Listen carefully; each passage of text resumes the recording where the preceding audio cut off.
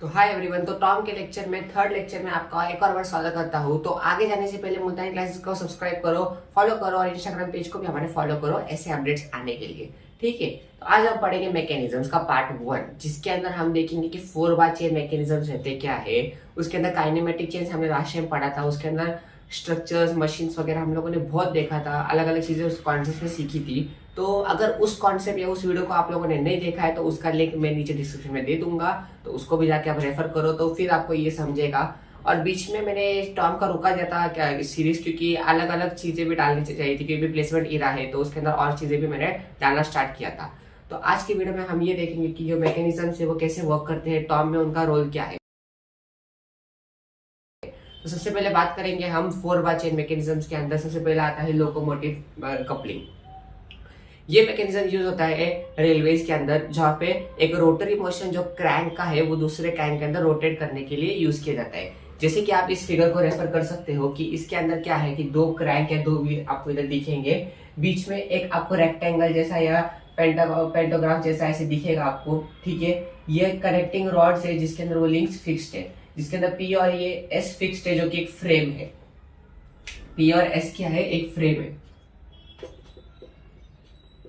तो इस मैकेनिज्म को समझने के लिए सबसे पहले एक व्हील रोटरी मोशन ट्रांसफर करेगा दूसरे व्हील के अंदर। कैसे, अब देखेंगे कि P और Q जब भी रोटेट होंगे तो Q और R के अंदर ऑक्सीलेशन होगा। क्या होगा, ऑक्सीलेशन मोशन होगा, ऑक्सीलेट होगा। वो ऑक्सीलेशन होने की वजह से Q और R भी उसके अंदर रोटरी मोशन ट्रांसफर होगा। जब अगर P और Q रोटरी मोशन में हुए, रोटरी हुआ उसके अंदर, फिर उसके अंदर Q और R ऑक्सीलेट होने के बाद जो भी रोटरी मोशन ट्रांसफर होगा एक क्रैंक से दूसरे क्रैंक के अंदर, RS के अंदर, इस मोशन को यूज किया, इस मैकेनिज्म को यूज किया जाता है रेलवेज के अंदर। बड़े बड़े जो मैकेनिज्म है उसको उसके अंदर यूज किया जाता है, जहाँ पे बड़ा रोटरी मोशन ट्रांसफर करना पड़ता है, जहाँ बड़े बड़े मोशन ट्रांसफर किए जाते हैं। तो ये था एक मैकेनिज्म लोकोमोटिव कपलिंग का, आप जो थोड़ा बुक से रेफर कर सकते हो। इसके अंदर और देखेंगे तो ये छोटी लिंक है, ये QRS है। ठीक है, बिग लिंक जो है वो QR और PS है। PS एक फिक्स्ड फ्रेम है। ठीक है, और P और S एक दो तो जो ये जो दोनों है वो एकदम सेंटर में है क्रैंक के, ये दोनों सेंटर पॉइंट है अपने अपने क्रैंक या अपने अपने व्हील के अंदर। तो आप थोड़ा डिटेल में जाके आप बुक से रेफर कर सकते हो। अभी के लिए ये मैकेनिज्म ऐसे वर्क करता है, जिसके अंदर सबसे पहले P घूमेगा, P और Q घूमेंगे, उसके बाद Q और R ऑक्सीलेट होगा। ऑक्सीलेशन होने के बाद यहाँ पे Q और R के बाद RS के अंदर वो रोटरी मोशन ट्रांसफर होगा। अब देखते हैं सेकेंड वाला, पेंटोग्राफ। पेंटोग्राफ अभी हम ऐसे देखेंगे कि अभी जो कटिंग टूल्स या ज्योमेट्रिक के अंदर इंस्ट्रूमेंट यूज किए जाते हैं वो पूरे जो मैकेनिज्म डिपेंड्स रहते हैं वो पेंटोग्राफ के ऊपर रहते हैं। पेंटोग्राफ अभी है क्या, उसके बारे में भी डिटेल में पढ़ते हैं। अभी देखो क्या है, अभी जो पेंटोग्राफ अगर अभी इसके अंदर ग्राफ है नहीं कुछ ऐसा, एकदम इजी लॉजिक है कि देखो इसके अंदर 2 पैरेललोग्राम है। सबसे पहले ये एक पैरेललोग्राम है ABCD वाला, और ऊपर वाला है ABCD वाला। ये 2 पैरेललोग्राम जो भी मैंने ये डायमेंशन उठाया, जो नेमिंग उठाया, वो सब आपके बुक से उठाए है, ऐसा कुछ भी बाहर का नहीं, तो आपको इजीली समझ में आएगा। दूसरी बात, इसके अंदर जो भी मोशन ट्रांसफर होगा वो भी प्रोपोर्शनल होगा एट पॉइंट ऑफ 0, मतलब जो भी मोशन ट्रांसफर होगा वो इस पॉइंट से गुजरेगा जहाँ पे वो फिक्स पॉइंट है। सेकेंडली, इसके अंदर जो भी है वो एकदम क्लियर कर दिया गया, जैसे कि ये एक ग्राफ, ये पैरेललोग्राम है। पैरेललोग्राम के अंदर क्या है कि इसके अंदर जो मिड पॉइंट है A और D का वो M है। ठीक है, और C और D के अंदर N उसका मिड पॉइंट है। सेकेंड, यहाँ पे M और N यहाँ पे मोशन एनलार्ज कर रहे हैं at a fix point of 0 से वो मोशन एनलार्ज करके यहाँ पे आ रहे हैं। वो जो कर्व घूमेंगे, कैसे पैरेलल घूमेंगे या तो कर्व घूमेंगे, और ये तीनों एक सेम पैरेलल वे में घूमते हैं। M, N और P पॉइंट जो है वो एकदम सेम पैरेलल वे में घूमेंगे या कर्व वे में घूमेंगे एक दूसरे के ईच अदर। ठीक है, दूसरे पैरेललोग्राम के अंदर आप देख सकते हो कि यहाँ पे एक मोशन एनलार्जर है, यहाँ पे एक है। ठीक है, यहाँ पे P जो है यहाँ पे मोशन यहाँ पे आगे गया है, M N P एक सेम लाइन में है, इधर A B यहाँ पे इधर डायरेक्शनल प्रोपोर्शनल पे है। ठीक है, दूसरी बात, इधर जो 2 पैरेललोग्राम दिए हैं वो एकदम एक दूसरे के इक्वल घूमेंगे, सेम एज प्रोपोर्शनल ट्रांसफर करेंगे मोशन को। ये जो मैकेनिज्म है आपको देखा जाता है कटिंग टूल्स के अंदर, शॉप फ्लोर पे, या आप ज्योमेट्रिक अगर आप देखोगे ज्योमेट्रिक जॉब का ये इंस्ट्रूमेंट होता है, उसको भी ये मैकेनिज्म यूज होता है। यहाँ पे फिक्स कौन सा है, 0 है। ठीक है, यहाँ पे P1 ऐसा घूमेगा, उसके हिसाब से उन्होंने ये प्रोपोर्शन करके डॉटेड लाइन में दिखाया है। P इधर मोशन एनलार्जर है, ठीक है, M और N भी यहाँ पे मोशन एनलार्जर है। जहाँ पे 0 पॉइंट से P यहाँ पे निकला, वैसे ही B पॉइंट यहाँ से है। तो ये है पेंटोग्राम का एक लिटिल मैकेनिज्म। अभी हम आगे पढ़ते हैं बीम इंजन। तो अभी आपने देखा कि यहाँ पे सबसे पहले लोकोमोटिव कपलिंग देखा, पेंटोग्राफ देखा, तो अभी थर्ड देखते हैं बीम इंजन। बीम इंजन क्या है कि अभी जो भी आप देखो कि इसके अंदर एक क्रैंक है, क्रैंक अगर घूमेगा तो ही अंदर पिस्टन के अंदर रेसिप्रोकेटिंग प्रोसेस होगी या रेसिप्रोकेटिंग मोशन होगा, उसके ऊपर ये पूरा मैकेनिज्म वर्क करता है। सबसे पहले अगर देखेंगे, सबसे पहले क्रैंक है, क्रैंक जो है लिंक ए पे फिक्स्ड है, फिर बी सी डी ई, यहाँ पे जो ये सी डी ई है, ये जो लीवर पे एक कनेक्टेड है, जहाँ पे उनका जो मिड पॉइंट है वो डी है, ठीक है। सेकेंडली यहाँ पे जो ई जो पॉइंट है वो पिस्टन से कनेक्टेड है, पिस्टन रॉड से, जहाँ पे वो जो पिस्टन का रॉड है वो पिस्टन के अंदर है, जो वो रेसिप्रोकेटिंग प्रोसेस के अंदर या रेसिप्रोकेटिंग मोशन के अंदर वो हेल्प करेगा।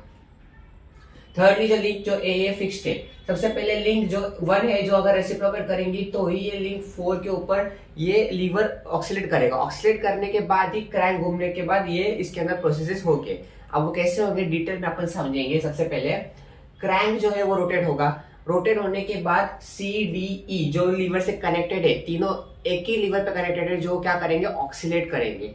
ऑक्सीलेट करने के बाद जो पॉइंट ई है वो क्या करेगा, रेसिप्रोकेट करेगा कनेक्टिंग रॉड से जो कनेक्टेड है, वो रेसिप्रोकेट करने के बाद पिस्टन के अंदर वो मूवमेंट होगी, फिर ये मैकेनिज्म कंडक्ट होगा। ये मैकेनिज्म यूज किया जाता है ऑयल पंप्स और वाटर पंप्स के अंदर, और बहुत सारे माइनिंग वगैरह प्रोसेस के अंदर भी ये मैकेनिज्म यूज किया जाता है। थर्डली ये प्रोसेस बहुत इजी है समझने के लिए। इसका जो मिड पॉइंट आप देख सकते हो डी है, यहाँ पे आपको 4 से 5 वेरिएबल्स दिए गए हैं, ए बी सी डी ई, ठीक है। उसके अंदर सी डी ई एक ही लीवर के अंदर कनेक्टेड है, और बी और ए देख सकते हो आप अलग अलग लिंक से है, और जो ए है वो एक क्रैंक है जिसके अंदर वो फिक्स्ड है, और अगर क्रैंक घूमता है तो सी डी ई ऑक्सीलेट होने के बाद पिस्टन के अंदर रेसिप्रोकेटिंग प्रोसेस होगा, और ये पूरा प्रोसेस कंडक्ट होने के बाद आपको जो भी मैकेनिज्म या वो के आउटपुट मिल जाएगा, ठीक है। तो ये मैकेनिज्म यूज किया जाता है जहां पे रोटरी मोशन को ट्रांसफर किया जाता है, कन्वर्ट किया जाता है रेसिप्रोकेटिंग प्रोसेस के अंदर। लिंक 3 आप देख सकते हो, यहाँ पे लीवर है, मतलब लिंक 3 जो है बी से कनेक्टेड है, फिर लिंक ए जो है वो क्रैंक है, लिंक 1 जो है वो सिलेंडर है, और लिंक 4 एक लीवर से ही कनेक्टेड है, और यहाँ पे पिस्टन और पिस्टन रॉड दिया है जिसके अंदर रेसिप्रोकेटिंग प्रोसेस दिखाने के लिए है। ये एकदम सिंपल मैकेनिज्म है जहाँ पे एक रोटरी मोशन को कन्वर्ट किया जाता है दूसरे रेसिप्रोकेटिंग प्रोसेस के अंदर। आपको जो आउटपुट या मैकेनिज्म वहां पे निकालना है, तो ये मैकेनिज्म उस चीज के लिए यूज किया जाता है। अब जो लास्ट मैकेनिज्म आता है वो है what straight line indicator mechanism, जिसके अंदर इसके अंदर 4 बार चेन मैकेनिज्म ही यूज किया जाता है। सबसे पहले तो ये चारों मैकेनिज्म जो भी आज हम लोगों ने देखे वो सब वर्क करते हैं 4 बार चेन मैकेनिज्म के ऊपर। तो अभी लास्ट वाला जो मैकेनिज्म है उसके अंदर देखते हैं क्या है, अभी क्या मैकेनिज्म है, कैसे वर्क करता है, ठीक है। सबसे पहले यहाँ पे देख सकते हो कि जो ई पॉइंट है वो पिस्टन से कनेक्टेड है, जो ए है वो फिक्स्ड है, उसके अंदर ए बी सी एक लीनियर लाइन के अंदर है, और सी डी पी ये भी एक लीनियर लाइन के अंदर है, ठीक है। दूसरी बात ए बी सी और सी डी पी ये दोनों लीवर से, ये दोनों लीवर कैसे एक्ट करते हैं, जैसे कि अपन ने अभी बीम इंजन में भी देखा था, लीवर्स क्या रहते हैं, कैसे वो रोटेट होकर ऑक्सीलेट करके रेसिप्रोकेटिंग प्रोसेस या रेसिप्रोकेटिंग मोशन ट्रांसफर करते हैं।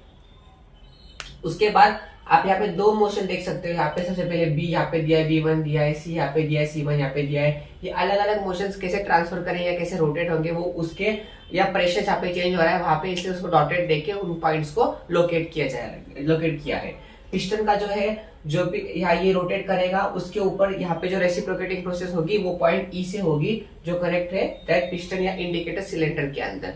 दूसरी बात लीवर्स का भी जो ये है बीई और डीई, इनके अंदर कोई रिलेटिव मोशन नहीं है बीच में, और वो करस्पॉन्डिंग है पॉइंट ए जो है वो ई के करस्पॉन्डिंग है, यहाँ पे कोई उनसे रिलेटिव मोशन ट्रांसफर नहीं हो रहा है। ये जो छोटे लिंक्स है बीई और डीई जिसमें कोई रिलेटिव मोशन नहीं है, ठीक है। जो बड़े लीवर्स है ए बी सी और C D P, A B C और सी डी पी के बीच में आप देख सकते हो कि लिंक 2 और लिंक 3 यहाँ पे कनेक्टेड है, जहाँ पे वो एकदम इजीली आपको बताया जा रहा है कि यहाँ पे लीवर्स है वो दोनों।